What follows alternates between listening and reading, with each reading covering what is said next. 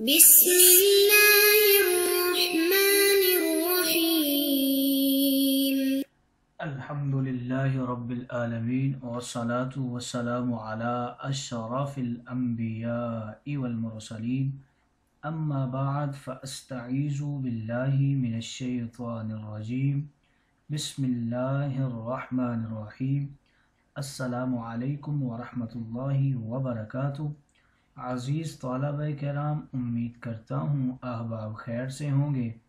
انشاءاللہ آج ہم تفسیر جلالین کے درس نمبر 247 میں سپارہ نمبر 19 سے سورہ فرقان کی منتخب کردہ آیات 71 سے لے کر 74 تک پڑھنے کی سعادت حاصل کریں گے، جن میں کلام باری تعالیٰ و کلام مفسر کا ترجمہ ہوگا۔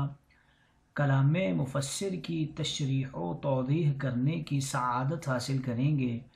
تو آئیے طلبہ کرام بلا تاخیر بڑھتے ہیں اپنے آج کے درس کی طرف۔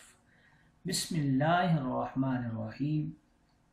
رب تعالیٰ نے ارشاد فرمایا وَمَن تَابَ وَعَمِلَ صَالِحًا فَإِنَّهُ يَتُوبُ إِلَى اللَّهِ مَتَابًا، اور جو شخص اس کے علاوہ ہے جس کا ذکر اما من تاب و آمن میں ہوا ہے، توبہ کرتا ہے اور نیک عمل کرتا ہے، فَإِنَّهُ يَتُوبُ إِلَى اللَّهِ مَتَابًا، تو ایسا شخص حقیقت میں اللہ کی طرف سچا رجوع کرتا ہے، یعنی صحیح معنوں میں رجوع کرتا ہے، اور ایسے شخص کو اللہ رب العزت بہتر جزا عطا فرمائیں گے۔ وَالَّذِينَ لَا يَشْهَدُونَ الزُّورَ أَيَ الْكِذْبَ وَالْبَاطِلَ وَإِذَا مَرُّوا بِاللَّغْوِ مِنَ الْكَلَامِ الْقَبِيحِ وَغَيْرِهِ مَرُّوا كِرَامًا مُعْرِضِينَ عَنْهُ۔ اللہ کے نیک بندوں کی ایک نشانی یہ بھی ہے کہ وہ بیہودہ باتوں میں شامل نہیں ہوتے۔ دوسرا ترجمہ اس کا یہ کرتے ہیں کہ وہ جھوٹی اور باطل گواہی نہیں دیتے۔ وَإِذَا مَرُّوا بِاللَّغْوِ، اور جب لغو چیزوں یعنی بیہودہ کلام پر ان کا گزر ہوتا ہے تو مروا کرامہ، شرافت سے اعراض کرتے ہوئے بے توجہی کے ساتھ گزر جاتے ہیں۔ وَالَّذِينَ إِذَا ذُكِّرُوا بِآيَاتِ رَبِّهِمْ لم يخروا يسقطوا علیہا صما وعمیانا، اور رب تعالیٰ کے بندوں کی ایک صفت یہ بھی ہے کہ وہ ایسے ہیں جب ان کو اللہ کی آیتوں یعنی قرآن کے ذریعے نصیحت کی جاتی ہے تو ان پر سے بہروں اور اندھوں کی طرح نہیں گزرتے، بلکہ خوب غور سے سنتے ہیں اور عبرت کی نگاہ سے دیکھتے ہوئے استفادہ کرتے ہوئے گزرتے ہیں۔ یہاں سے رب تعالیٰ اپنے بندوں کی اگلی صفت ذکر کر رہے ہیں، وَالَّذِينَ يَقُولُونَ رَبَّنَا هَبْ لَنَا مِنْ أَزْوَاجِنَا وَذُرِّيَّاتِنَا، اور اللہ کے بندے ایسے ہیں کہ ہر وقت دعا ہی کرتے رہتے ہیں، اے پروردگار ہم کو ہماری بیویوں اور ہماری اولاد کی طرف سے آنکھوں کی ٹھنڈک عطا فرما۔ ذریاتنا کے حوالے سے بتا رہے ہیں کہ جمع اور افراد دونوں طرح ہے، بھی این طور کہ ہم ان کو تیرا فرما بردار دیکھیں۔ وَجَعَلْنَا لِلْمُتَّقِينَ إِمَامًا، اور ہم کو خیر کے اندر متقیوں کا پیشوا بنا دے۔ آئیے طلبہ کرام ترجمہ کے بعد بڑھتے ہیں آج کے درس کی تشریح و توضیح کی طرف۔ وَمَن تَابَ وَعَمِلَ صَالِحًا فَإِنَّهُ يَتُوبُ إِلَى اللَّهِ مَتَابًا، یہ بظاہر سابقہ مضمون کا ہی تکرار ہے جو اس سے پہلی آیت إِلَّا مَن تَابَ وَآمَنَ وَعَمِلَ عَمَلًا صَالِحًا میں آیا ہے۔ قرطبی نے نقل کیا ہے کہ یہ توبہ پہلی توبہ سے مختلف ہے، کیونکہ پہلا معاملہ کفار اور مشرکین کا تھا جو زنا اور قتل میں بھی مبتلا ہوئے تھے، پھر ایمان لے آئے تو ان کی حسنات سیئات سے بدل گئیں، اور اس آیت مقدسہ میں مسلمان گناہ گاروں کی توبہ کا ذکر ہے، اس لیے پہلی توبہ کے ساتھ آمنہ کا ذکر ہے اور دوسری توبہ میں ایمان لانے کا ذکر نہیں ہے۔ اس سے معلوم ہوتا ہے کہ یہ ان لوگوں کی توبہ کا ذکر ہے جو مومن تھے مگر غفلت سے قتل و زنا میں مبتلا ہو گئے تھے۔ تو ان کے بارے میں یہ آیت نازل ہوئی کہ ایسے لوگ توبہ کر لینے کے بعد صرف زبانی توبہ پر اکتفا نہ کریں بلکہ آئندہ کے لیے اپنے اعمال کو درست اور صالح بنا لیں تو ان کا توبہ کرنا درست اور صحیح سمجھا جائے گا۔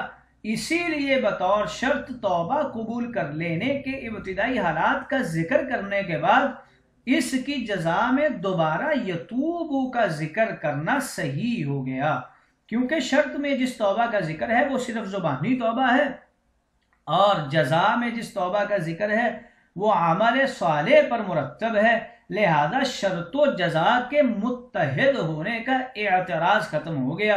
گویا اس آیت مقدسہ کے مضمون کا خلاصہ یہ ہے کہ اگر کوئی مسلمان غفلت کی وجہ سے گناہ میں مبتلا ہو گیا اور توبہ کر لی اور توبہ کے بعد اپنے عمل کی ایسی اصلاح کر لی کہ اس کے عمل سے توبہ کا ثبوت ملنے لگے تو یہ توبہ عند اللہ مقبول ہوگی، اور بظاہر اس کا قاعدہ بھی وہی ہوگا جو پہلی آیت میں بتلایا گیا کہ اس کے سیئات کو بھی حسنات سے بدل دیا جائے گا، یعنی رب تعالی فیجازیہ خیرا، اسے اچھا بدلہ عطا فرمائیں گے۔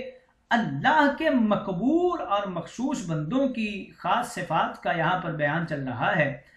درمیان میں گناہوں کے بعد توبہ کر لینے کے احکام کا بیان آیا اور اب یہاں پر پھر سے باقی صفات کا بیان شروع ہو رہا ہے۔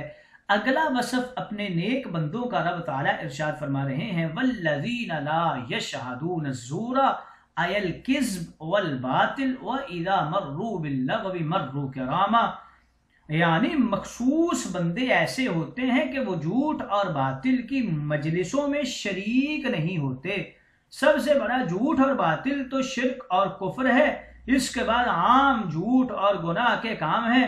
حضرت ابن عباس نے فرمایا ہے کہ مقام زور میں حاضری کا مطلب مشرکین کی عیدیں اور میلے ٹھیلے ہیں۔ حضرت مجاہد اور محمد بن حنفیہ کہتے ہیں کہ اس سے مراد گانے بجانے کی مجلسیں ہیں۔ اگر مذکورہ سب ہی مقامات مراد لیے جائیں تو تب بھی کوئی استبعاد نہیں ہے، اور بعض حضرات نے یہ شہادون الزور سے جھوٹی گواہی مراد لی ہے اور یہ شہادون کو شہادت سے مشتق مانا ہے۔ بخاری و مسلم کی روایت حضرت انس سے مروی ہے کہ آپ صلی اللہ علیہ وسلم نے جھوٹی شہادت کو اکبر الکبائر گناہ قرار دیا ہے۔ ضحاک اور مفسرین نے کہا کہ الزور سے یہاں مراد شرک ہے۔ علی بن ابی طلحہ نے کہا اس سے مراد جھوٹی گواہی ہے۔ حضرت عمر بن خطاب رضی اللہ تعالی عنہ جھوٹی گواہی دینے والے کو 40 کوڑے مارا کرتے تھے اور اس کا منہ کالا کر دیتے تھے اور اس کو بازار میں گشت کراتے تھے۔ ابن جریر نے کہا کہ الزور سے مراد جھوٹ ہے۔ مجاہد نے کہا اس سے مراد مشرکین کی عیدیں ہیں۔ محمد بن حنفیہ نے کہا کہ لہو و لعب کی مجلسوں میں حاضر نہیں ہوتے تھے۔ حضرت ابن مسعود نے کہا کہ اس سے مراد غنا ہے، اور غنا دل میں اس طرح نفاق پیدا کر دیتا ہے جس طرح پانی کھیتی کو اگاتا ہے۔ زور کا اصل معنی کسی چیز کی صفت کے خلاف اس کی تعریف و تحسین کرنا، پس زور باطل کو ملمہ کاری کر کے اس کے حق ہونے کا وہم پیدا کرنا، اور اگلی صفت ذکر کر دی وَإِذَا مَرُّوا بِاللَّغْوِ مَرُّوا كَرَامًا، جب وہ کسی بیہودہ کام کے پاس سے گزرتے ہیں تو وقار کے ساتھ گزر جاتے ہیں۔ مقاتل نے کہا کہ اس کا معنی ہے جب وہ کفار کا سب و شتم سنتے ہیں اور ان کی اذیت رسانی کا سامنا کرتے ہیں تو اس سے اعراض کرتے اور درگزر کرتے ہیں۔ حسن بصری اس کی تفسیر یوں کرتے ہیں کہ ہر قسم کا گناہ لغو ہے، یعنی جب وہ بیہودہ اور باطل کاموں کی مجلس سے گزرتے ہیں تو وقار کے ساتھ اعراض کرتے ہوئے گزر جاتے ہیں۔ 12ویں صفت یہاں سے ذکر کر رہے ہیں والذین اذا ذکروا بآیات ربہم لم یخروا علیہا صما وعمیانا۔ اس آیت کے مفہوم متعین کرنے میں مفسرین کے مختلف اقوال ہیں۔ ایک قول یہ ہے کہ ان بندگان خدا کی شان یہ ہے کہ جب ان کو اللہ کی آیات اور آخرت کی یاد دلائی جاتی ہے تو وہ ان آیات کی طرف اندھوں اور بہروں کی طرح متوجہ نہیں ہوتے، بلکہ سمیع و بصیر انسان کی طرح ان میں غور کرتے ہیں، ان پر عمل کرتے ہیں۔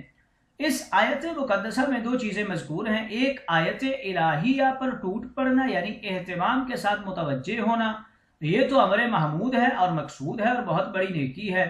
دوسرا اندھوں اور بہروں کی طرح گر پڑنا، اور بعض حضرات نے لم یخروا کا معنی لم یعرضوا عنہا کیا ہے، یعنی وہ آیات سے اعراض نہیں کرتے بلکہ ان کو محفوظ رکھنے والے کانوں اور خوف زدہ دلوں سے سنتے ہیں۔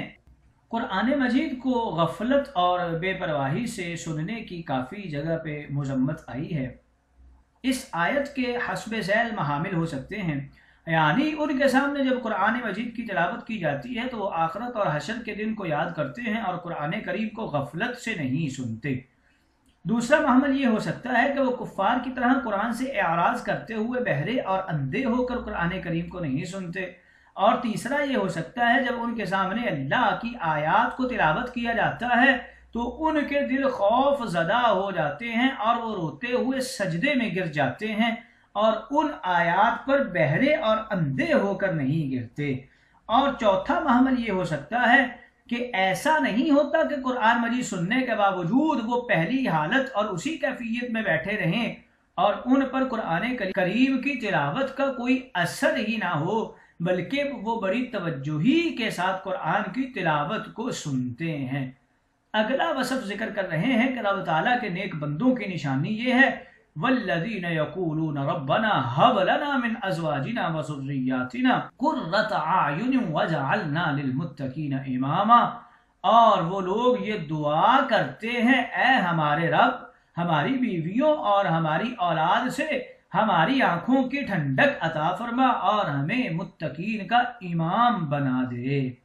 اس آیت مقدسہ سے یہ معلوم ہوا ہے کہ اولاد کے حصول کی دعا کرنی جائز ہے، جیسا کہ ان آیات میں بھی ہے رب ھب لی من لدنک ذریۃ طیبہ، اے رب مجھے اپنے پاس سے پاکیزہ اولاد عطا فرما، فھب لی من لدنک ولیہ، پس تو مجھے اپنے پاس سے وارث عطا فرما۔ اس آیت میں اولاد کے لیے ذریات کا لفظ لایا گیا ہے۔ ذریت اصل میں چھوٹے بچوں کو کہتے ہیں، لیکن عرف میں چھوٹوں اور بڑوں سب بچوں کے لیے ذریت کا لفظ مستعمل ہے۔ ذریت کا لفظ واحد اور جمع دونوں کے لیے مستعمل ہوتا ہے۔ قرۃ اعین میں قرہ کا لفظ قرار سے بنا ہے، قرۃ عینی کا معنی ہے تمہاری آنکھ برقرار رہے، یا پھر یہ قرہ سے بنا ہے جس کا معنی ٹھنڈک ہے، قرۃ عینک کا معنی ہے تمہاری آنکھ ٹھنڈی رہے۔ غم کے وقت گرم آنسو نکلتے ہیں اور خوشی کے وقت ٹھنڈے آنسو نکلتے ہیں۔ عرب کہتے ہیں اللہ دشمن کی آنکھیں گرم کر دے اور دوست کی آنکھیں ٹھنڈی کر دے۔ حضرت انس بیان کرتے ہیں کہ نبی کریم حضرت ام سلیم رضی اللہ تعالی عنہا کے گھر گئے، وہ آپ کے لیے کھجوریں اور گھی لے کر آئیں۔ نبی کریم نے فرمایا گھی کو اپنے مشکیزہ میں رکھیں اور کھجوروں کو اپنے برتن میں لوٹا دیں کیونکہ میں روزے سے ہوں۔ پھر آپ نے گھر کے ایک گوشے میں کھڑے ہو کر نفلی نماز پڑھی اور حضرت ام سلیم اور ان کے گھر والوں کے لیے دعا کی۔ حضرت ام سلیم نے عرض کیا یا رسول اللہ میری ایک خاص اولاد ہے۔ آپ نے پوچھا وہ کون ہے؟ انہوں نے عرض کیا آپ کا خادم انس۔ پھر رسول اللہ نے دنیا آخرت کی ہر خیر کی حضرت انس کے لیے دعا کی اور فرمایا اے اللہ اس کو مال اور اولاد عطا فرما اور ان میں اس کو برکت دے۔ حضرت انس نے کہا میں انصار میں سب سے زیادہ مالدار ہوں، اور جب حجاج بصرہ میں آیا تو میری پشت سے 120 بیٹے دفن ہو چکے تھے۔ ساتھ ساتھ رب تعالیٰ کے بندے ایک اور بھی دعا کرتے ہیں وَجَعَلْنَا لِلْمُتَّقِينَ إِمَامًا، اے مولا ہمیں متقین کا خیر کے اندر پیشوا بنا دے۔ حضرت ابن عباس نے کہا یعنی ہمیں ائمۃ التقویٰ بنا دے اور متقی لوگ ہماری اقتدا کریں۔ مجاہد نے کہا کہ اس کا معنی یہ ہے کہ ہمیں ایسا امام بنا دے کہ ہم اپنے سے پہلے متقی مسلمانوں کی اتباع کریں اور ہم اپنے بعد والوں کے امام ہو جائیں۔ امام ابن جریر کہتے ہیں کہ اس آیت کا معنی کہ جو متقی مسلمان تیری نافرمانی سے اجتناب کرتے ہیں اور تیرے عذاب سے ڈرتے ہیں ہمیں ان کا امام بنا دے۔ اور وہ نیک کاموں میں ہماری اقتدا کریں، کیونکہ انہوں نے اپنے رب سے یہ سوال کیا ہے کہ ان کو متقی لوگوں کا امام بنا دے، یہ سوال نہیں کیا کہ متقی لوگوں کو ان کا امام بنا دے۔ امام کشیری نے کہا امامت دعا سے حاصل ہوتی ہے، دعویٰ سے حاصل نہیں ہوتی، یعنی امامت اللہ کی توفیق، اس کی تائید اور اس کے احسان سے حاصل ہوتی ہے، اور کوئی شخص اپنے امام ہونے کا دعویٰ کرے اس سے امامت حاصل نہیں ہوتی۔ حضرت عمر دعا کرتے تھے اے اللہ ہمیں ائمہ متقین سے بنا دے، حضرت ابن عباس دعا کیا کرتے تھے اے اللہ ہمیں ائمہ ہدا بنا دے، مقبول دعا کرتے تھے اے اللہ ہمیں متقین کا امام بنا دے۔ قرطبی نے لکھا ہے اس آیت میں اور ان آثار میں یہ دلیل ہے کہ دین میں ریاست اور امامت کو طلب کرنے کی دعا کرنا یہ مستحب عمل ہے۔